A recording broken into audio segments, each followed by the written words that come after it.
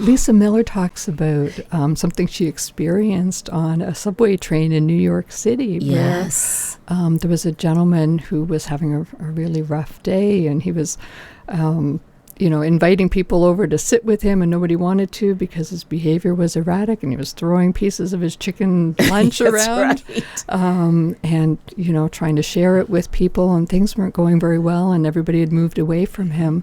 And a grandmother and granddaughter who looked like they were wearing their Sunday best, going to or from church, went, and he invited them to sit with him, and they went and they sat with him. Yes. And they treated him like the precious soul that he is, and had a conversation with him. And, I think that grandmother clearly had transmitted that way of being to that grandchild. Yes. Because they did that without even speaking to each other. They just looked at each other. They knew that's the right thing to do. Yeah. That's the loving thing to do, and they did it. It was such a wonderful encapsulation of what Lisa learns and ends up teaching, and now is continuing to perpetuate. And so when she talks about that in the book, she then quotes a piece from Matthew's Gospel. Mm-hmm. She's Jewish, but she saw that in that moment. Like, even just watching what happened in that moment, she didn't put that piece of Gospel passage together in that moment. She does that later. But that's what she saw in that moment.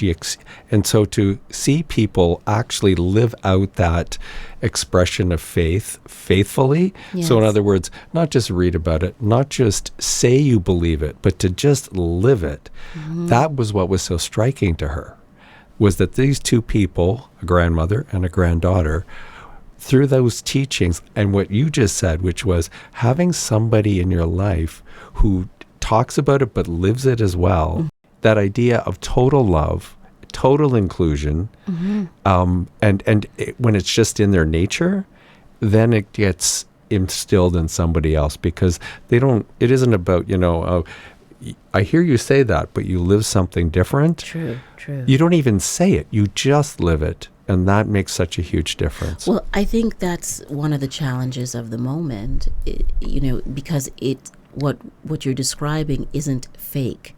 And it's not about saying the right words or pretending. It's about actually modeling the behavior. And my mom always talked about Jesus as this beautiful light, and as a person, a human being that was giving. And so my perspective was through that foundation.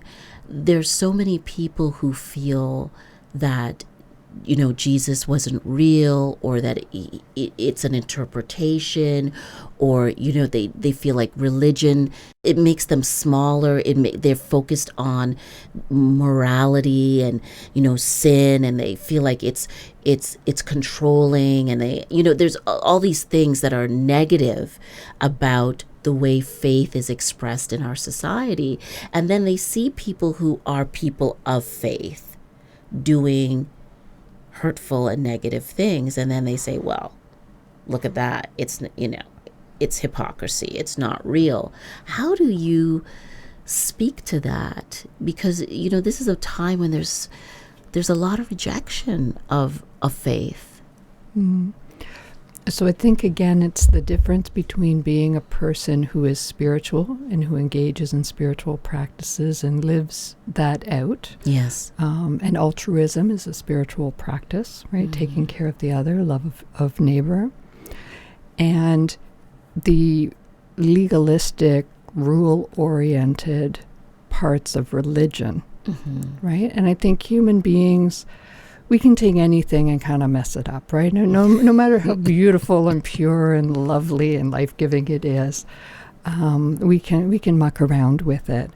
And so I think what we have done is we have decided that there are these rules and this way of being, and this interpretation of Scripture, which I would argue is Scripture is beautiful and can be interpreted in an infinite number of ways, but we can take the goodness of spirituality and make it look very, very negative. And that's what we tend to see on the news, too. Yes. Right? Yes. We see the worst of the worst, the people that are abusers, and the church that is exclusive and rejecting of, people who belong to the 2S LGBTQ community or women or Yes. whatever. But do you believe that it's not just about believing, but do you believe that it's not just about belief? Okay. That it's also about what the practice of faith does to you, that it changes you, or it molds you, or like in mindfulness, we talk about the practice, and that it is in the practice that you change. Yes. Is it in the faith and the practicing of the Christian faith that you change? It is in the spiritual practices in which we live out in our faith, absolutely.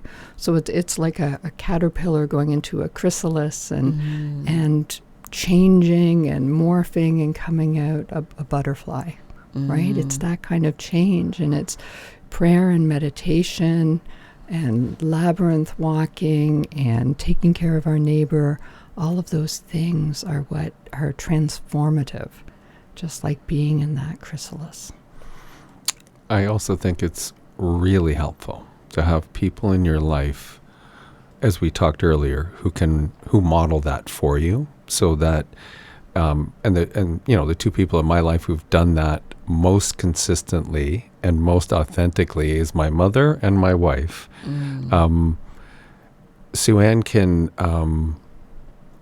We all have our moments. We all, Of course. we all struggle, just like everybody else struggles in life. We struggle in life too. But Sue-Ann has a way of being very consistent in living, expressing herself and building herself up through her spiritual practices, and then walking the walk when she's helping to lead other people through that, and trying every day to go through a series of practices and going through her life and so on, and then teaching that same thing to other people. And it's helped me just to watch her, and to have somebody who I share life with, who I can see so often, express that love fully, completely. And that's the other thing I was trying to get across from whether it was my mother or my wife, is this ability to just show that love to everybody all the time. Right. Even when they're struggling themselves, to do that, I think helps people around them to feel like they're authentic. That the faith isn't just something I've learned, isn't just something that I talk about. It is actually just part of me. It's just who I am, like how I'm being, and Right. not just what I'm doing. And the struggle is part of the practice. Always. Jesus never said that we weren't going to suffer. The idea, because he suffered, the idea was, what do you do in your suffering? How do you respond to that suffering? And how do you respond to the suffering of others?